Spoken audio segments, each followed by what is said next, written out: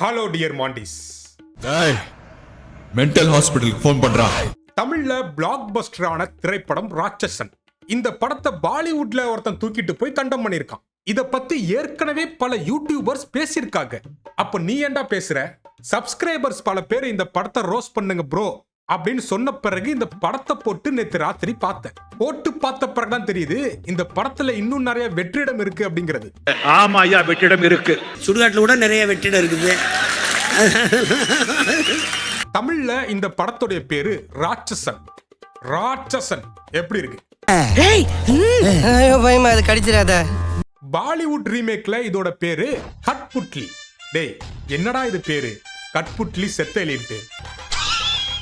சரி, இந்த பேருக்கு என்ன அர்த்தம் அப்படின்னு சொல்லி கூகுள்கிட்ட கேட்டா கூகுளே இவங்களை காரி துப்புது. நீங்களே பாருங்க. கூகுள் பையன் என்ன சொல்றான்னா, Cuttputlli is a misspelling of Hindi word கத்புத்லி.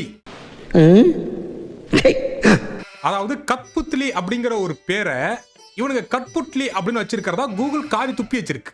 இல்லையே, நம்ம வடக்கன் ரொம்ப புத்திசாலிகளாச்சே, அப்படிலாம் நம்ம பையன் பண்ணிருக்க மாட்டானே அப்படின்னு சொல்லி மேற்கொண்டு இந்த படத்துல ஆராய்ச்சி பண்ணி பார்த்தாதான் தெரியுது ஒரிஜினல் பேரான அந்த கத் அப்படிங்கிற பேர் இருக்குல்ல, KATH, அந்த கத்தோட அர்த்தம் வந்து உட்டு. புட்லி அப்படின்னா பொம்மை, அதாவது மர பொம்மை. ஆனா இவனுங்க என்ன வச்சிருக்காங்க, அதோட பேரு கட்புட்லின்னு வச்சிருக்கானுங்க, அதாவது வெட்டு பொம்மை. இந்த ராட்சசன் படத்துல பாத்தீங்கன்னா அந்த சைக்கோ கொலையாளி ஒரு பொம்மையை கிஃப்டா வச்சுட்டு போவான். அந்த பொம்மையை எடுத்து பாத்தீங்கன்னா அங்கங்க வெட்டு இருக்கும், அதாவது கட்டு. சோ கட்புத்லி அதாவது மர பொம்மை அப்படிங்கிற பேரை கட்புட்லி அதாவது வெட்டு பொம்மை அப்படின்னு வச்சிருக்கானுங்க. இதுதான் நான் கண்டுபிடிச்சது. ஜப்பான்கார என்னென்னமோ கண்டுபிடிக்கிறா, நான் எதை கண்டுபிடிச்சிட்டு வந்துக்குது பாரு. எப்படிப்பட்ட கிரியேட்டிவ் பாத்தீங்களா? நாதாரித்தனம் பண்ணாலும் நாசுக்கா பண்ணணும்டா. ஆனா நம்ம பண்றது 4 பேருக்கு புரியப்படாது, தெரியப்படாது. இவனுங்க கிரியேட்டிவ் தனத்தை டைட்டில்ல மட்டும் இல்ல, படம் ஃபுல்லா அங்கங்க தெளிச்சு வச்சிருக்கானுங்க. சுருக்கமா சொல்லணும்னா ராட்சசன் படத்தை ஏதோ மோஷன் வந்த மாதிரி கழிஞ்சு வச்சிருக்கானுங்க.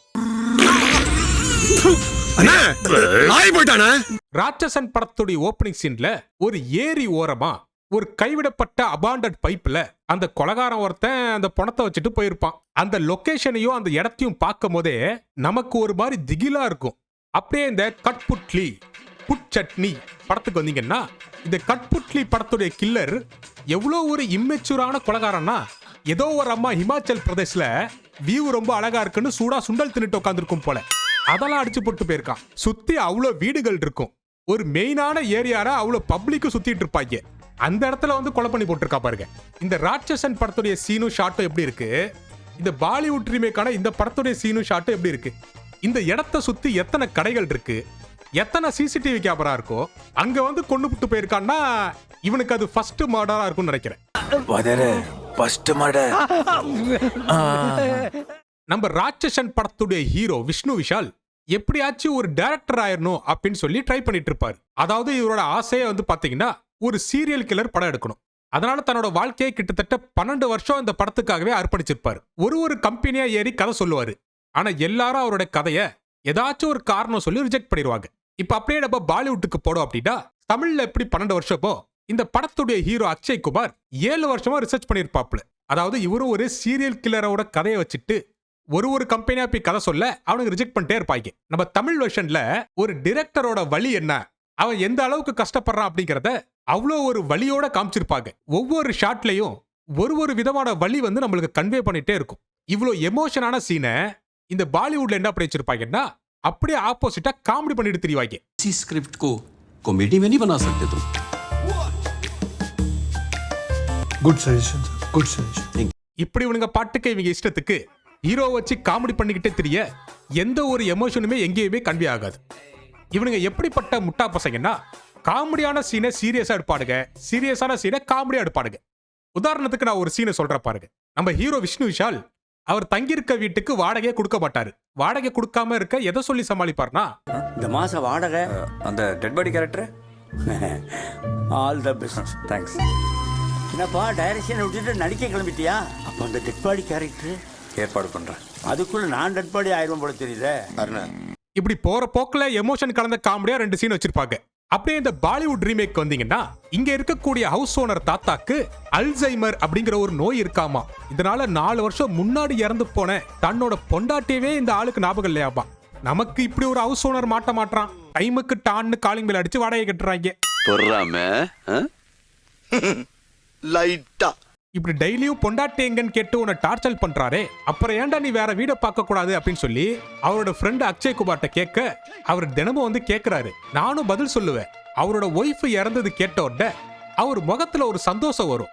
அந்த சந்தோஷத்துக்காக தான் நான் அந்த வீட்டுல குடியிருக்கேன் அப்படின்னு சொல்லுவாப்ல. எப்படிப்பட்ட கிட்னி டச்சிங் டைலாக் பாத்தீங்களா?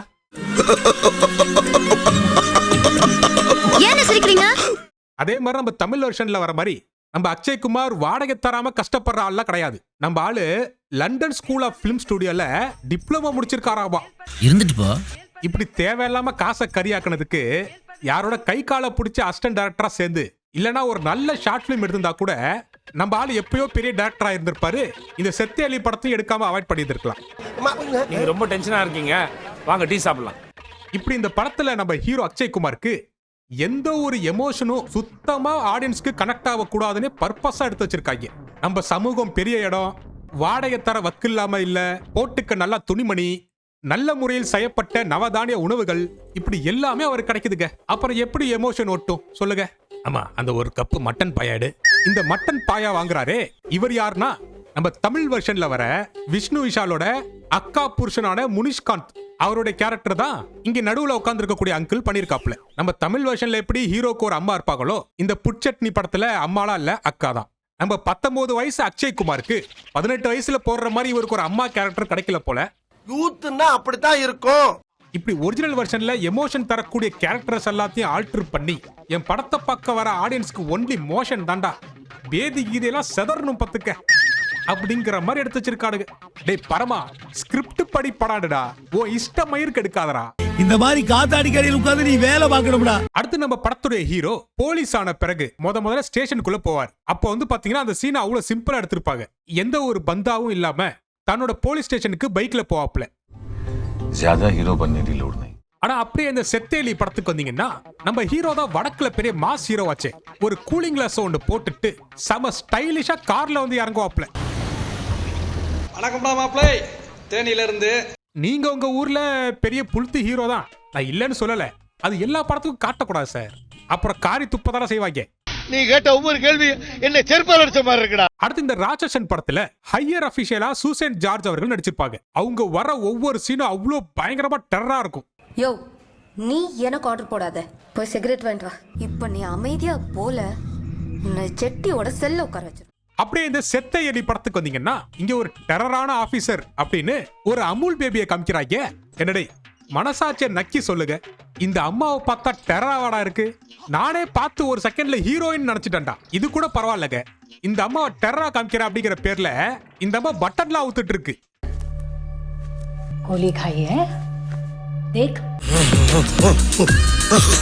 அதாவது என்னன்னா அந்த அம்மா நெஞ்சிலே குண்டடி வாங்கியிருக்கான். ஐயா செத்தேலி டைரக்டர், நீ என்னத்தான் காமிச்சாலும் அது எங்களுக்கு அமுல் பேபி தான், பயம்லாம் வரல.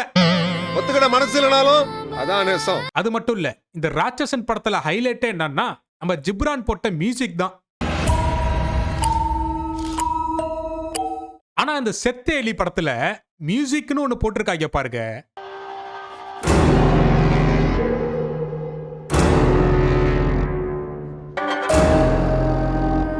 ஏண்டா கல்ச்சால போறீங்களா? இதுதான் மியூசிக்காடா? மியூசிக் படம் சொன்னா என்னடா, கீபோர்ட்ல இருக்கிற கீ எல்லாம் ஒர்க் ஆகுதான் செக் பண்ணிட்டு இருக்கீங்க. இந்த படத்தோட ஹைலைட்டே ஜிப்ரானோட மியூசிக் தான். எலவு அதையாச்சும் காப்பிரைட் ஆகி ஒழுங்கா பண்ணிருக்கலாம். நீங்க என்னடானா செகண்ட் ஹேண்ட்ல வாங்கின கீபோர்டை வச்சுட்டு கீயை டெஸ்ட் பண்ணிட்டு இருக்கீங்க. இந்த ஹிமாச்சல் போலீஸை கம்பேர் பண்ணும்போது நம்ம ஊர் போலீஸ் எவ்வளவு தேவலாம் போல. ஏன்னா நம்ம ஊர் போலீஸ் கட்டி வச்சு உள்ளங்கால்ல தான் அடிப்பாடுங்க. ஆனா ஹிமாச்சல் போலீஸ் அப்படி கிடையாது, நெஞ்சிலே ஏறி மிதிப்பாடுங்க. அது மட்டும் இல்ல, தமிழ்நாட்டுல இருக்கிற அக்யூஸ் மாதிரிலாம் ஹிமாச்சல்ல அடிச்சா கதறிட்டுலாம் இருக்க மாட்டானுங்க. ஹிமாச்சல் பிரதேஷ்ல எல்லாம் அவனுங்க அடிக்கும் போது மட்டும் தான் சவுண்ட் எஃபெக்ட் கொடுப்பானுங்க, மத்த நேரம்லாம் சைலண்டா தான் இருப்பானுங்க. அடுத்து ராட்சசன் படத்துல கொலகாரன் என்ன பண்ணுவான்னா, ஒரு பாலத்துக்கு அடியில ஒரு குழாய் ஒண்ணு போகும். அந்த குழாய்க்குள்ள தான் போட்டு தள்ள டெட் பாடியா உள்ள வச்சிருப்பான். ஆனா அப்படியே இந்த செத்த எலி படத்துக்கு வந்தோம்னா இந்த படத்துல தான் கொலகாரன் ரொம்ப இம்மெச்சூரான கொலகாரன் ஆச்சு. he has no experience. அதனால பாலத்துக்கு கீழே ஓப்பனா டிங் டாங்னு ஆடட்டும்னு தொங்க விட்டுருப்பான். இதுல இன்னும் முக்கியமான விஷயம் சொல்ல போனா நம்ம ராட்சசன் படத்துடைய டோட்டல் பட்ஜெட்டே 6 கோடிக்கு கீழே தான். அப்படி இருந்தும் ஒரு விஷயமும் ரிவீல் பண்ணும் போது அவ்வளவு அற்புதமா பண்ணிருப்பாங்க ப்ரொடக்ஷன்ல. ஆனா இந்த செத்தேலி படத்துடைய பட்ஜெட் மட்டுமே 150 கோடி. அதுல 120 கோடி அக்ஷய் குமாருக்கே கொடுத்திருக்காடுங்க. சரி, மிச்சம் இருக்கிற 30 கோடிலாச்சும் ஏதாச்சும் பண்ணுவாங்கன்னு பார்த்தா இப்படி 50 ரூபா ஷவர்மால ரோல் சுத்தி தர மாதிரி தந்திருக்காங்க. இவர்தான், இவருக்கு இதான் வேலை. அடுத்து ஸ்கூல்ல பாடம் சொல்லி கொடுக்கிற டீச்சரா வரக்கூடிய அமலாபால். ஆனா அப்படியே இந்த செத்தேலி படத்துக்கு வந்தோம்னா டீச்சரா அவங்க ஸ்கூலுக்கு சொல்லி கொடுக்க வராங்களா இல்ல ஃபேஷன் ஷோக்கு சொல்லி கொடுக்கறாங்களான்னு தெரியல. என்னடா பண்றீங்க? அக்காவை மறந்துட்டு தலைகீழ ஆடுறீங்களாடா? அக்காவோட அவுட்ஃபிட் பாருங்கடா. இந்த படத்துல ஃபேஷன் டீச்சரா வரவங்க நம்ம ராகுல் பிரீத்தி சிங். அடுத்து நம்ம ராட்சசன் படத்துல அக்கா பொண்ணோட பர்த்டே அப்படின்னு சொல்லி நம்ம விஷ்ணு விஷால் போயிருப்பாரு. போனோமா, ஹாப்பி பர்த்டே சாங் பாடணுமா, ஒரு கிஃப்ட கையில கொடுத்தமா, வந்தோமான்னு இருக்கணும். அதானே உலக வழக்கம். ஆனா இந்த செத்த எலி படத்துல என்ன பண்றாங்கன்னா அக்கா பொண்ணு பர்த்டேக்கு ஹாப்பி பர்த்டே சாங் பாடுறதை விட்டுட்டு ஃபேஷன் டீச்சரை கூட்டிட்டு இவ சாங் பாட போயிடுறான். ஜல்தி तो नहीं है के हो साथिया साथिया तेरे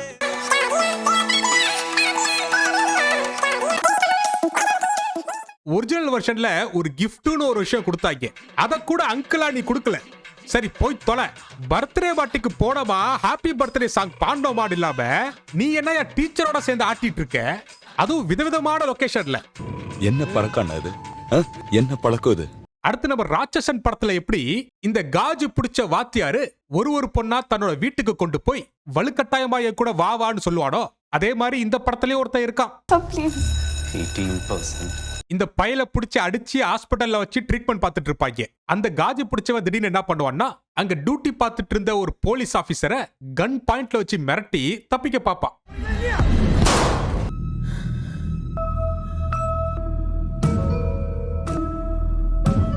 அப்படியே இந்த செத்த எலி படத்துக்கு வந்தோம்னா இங்கேயும் இந்த காஜு பிடிச்ச பைய ஒரு போலீஸ் ஆபீசரை கன் பாயிண்ட்ல வச்சு மிரட்டிட்டு இருக்கான். திடீர்னு என்ன நினைச்சான்னு தெரியல, அந்த ஆபீசர் மூஞ்சி நல்லா இல்லன்னு இந்த அம்மாவை வாடின்னு இழுத்துக்கிறான். ஏய் இவன் நல்லா இல்ல, நீ வாடி, இப்ப என்ன பண்ணுவ? அப்புறம் இந்த அம்மாவை அப்படியே லிப்டுக்குள்ள அலேக்கா கொண்டு போய்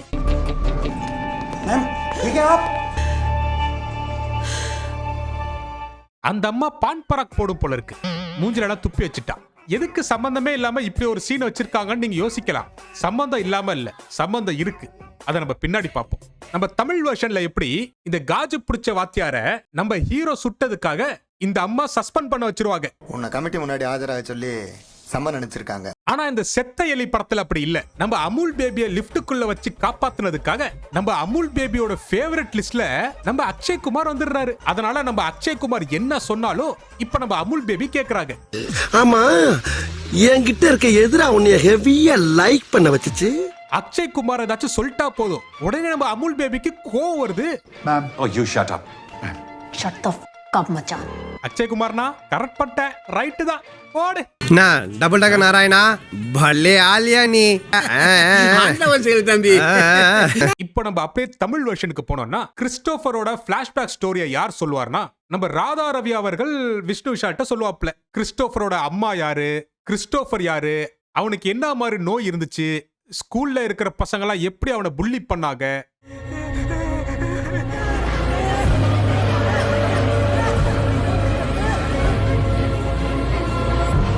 இந்த பிளாஷ்பேக் ஸ்டோரியை ஏன் ராதாரவி அவர்கள் சொல்லுவார்னா இவர் டியூட்டி பார்த்துட்டு இருந்த காலகட்டத்துல இந்த கிறிஸ்டோபருடைய அம்மா ஆங்கிலோ இந்தியன் ஒரு பொண்ணை காலாவதி ஆக்கிடுவா. அந்த கேஸை ஹேண்டில் பண்ணது ராதாரவி. அதனால இந்த பிளாஷ்பேக்கை நம்ம ஹீரோ கிட்ட எக்ஸ்பிளைன் பண்ணுவாரு. ஆனா இந்த செத்த எலி படத்துல அப்படி இல்ல.